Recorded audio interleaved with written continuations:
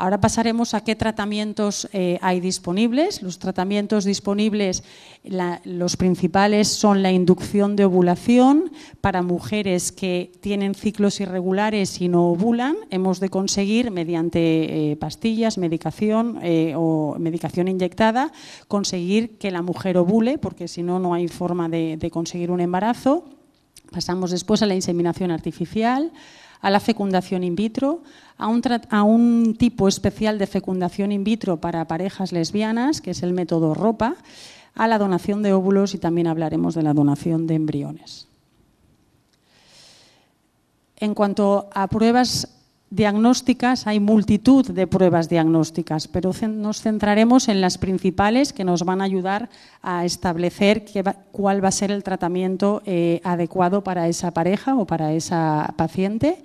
Por un lado encontramos la ecografía vaginal, la analítica hormonal que nos va a establecer la reserva ovárica, un seminograma para valorar la calidad del semen del varón y la histerosalpingografía para valorar la permeabilidad de las trompas.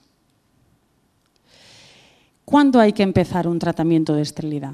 Pues las recomendaciones te sugieren el empezar a hacer un estudio de esterilidad cuando una pareja lleva un año buscando embarazo y no lo consigue, pero puede ser incluso recomendable aconsejar empezar los estudios antes en casos, por ejemplo, con mujeres con una edad mayor o igual a 38 años, por lo que he dicho antes, la reserva ovárica va a disminuir.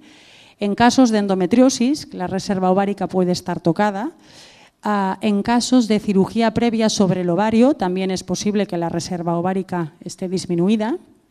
Muy importante conocer si en la familia, sobre todo la madre, a qué edad tuvo la menopausia, porque se ha relacionado menopausias precoces en la madre con que las hijas también puedan tenerla. En casos de parejas con abortos de repetición, entendiendo como abortos de repetición el tener 2 o más abortos, y en casos en los que haya enfermedades genéticas que gracias a la fecundación in vitro con el diagnóstico preimplantacional pueda evitarse su transmisión.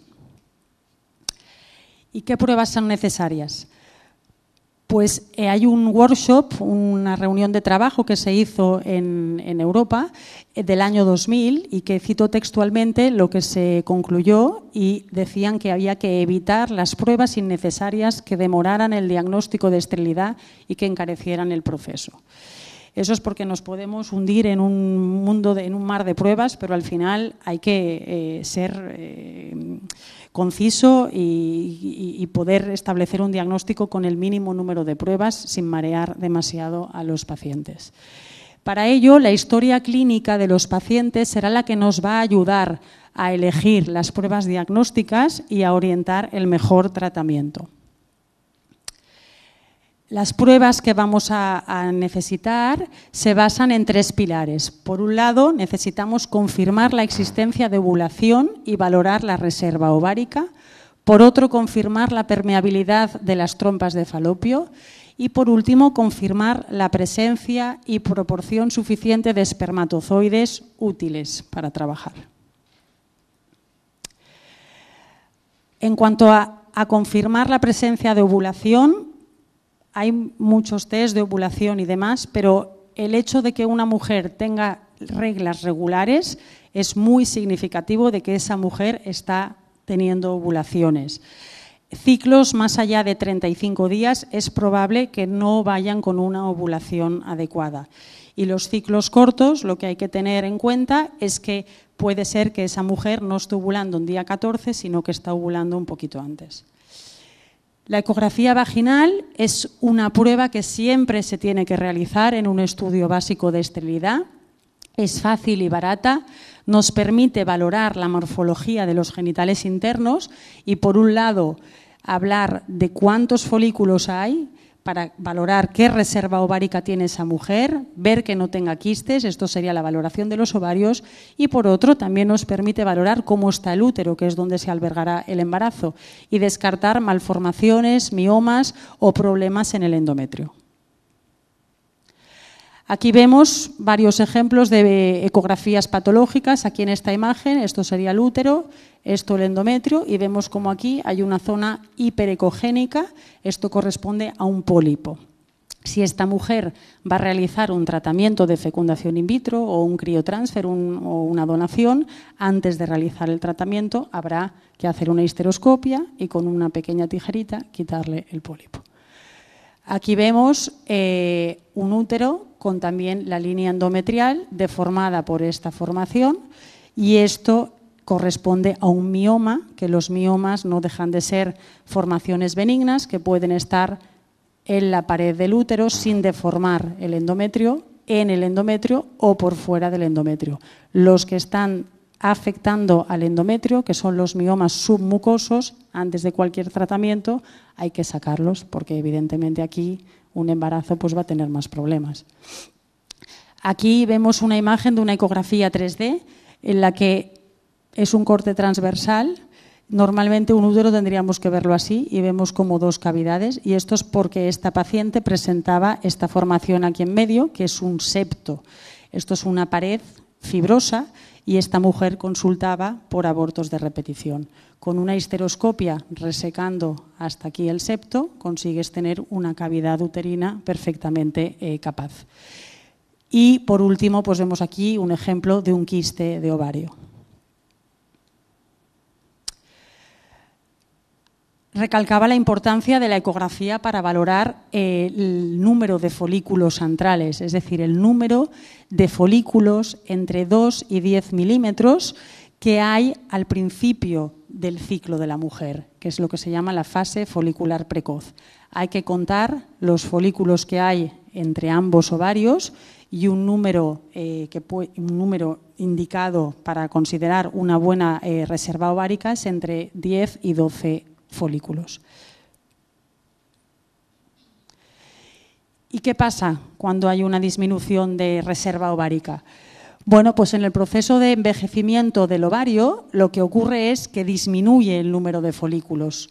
Y esto lo veremos con unos marcadores, la disminución del pool, del número de folículos, veremos que el contaje disminuye y que una hormona producida por estos folículos pequeños, que es la antimülleriana, también la encontraremos baja.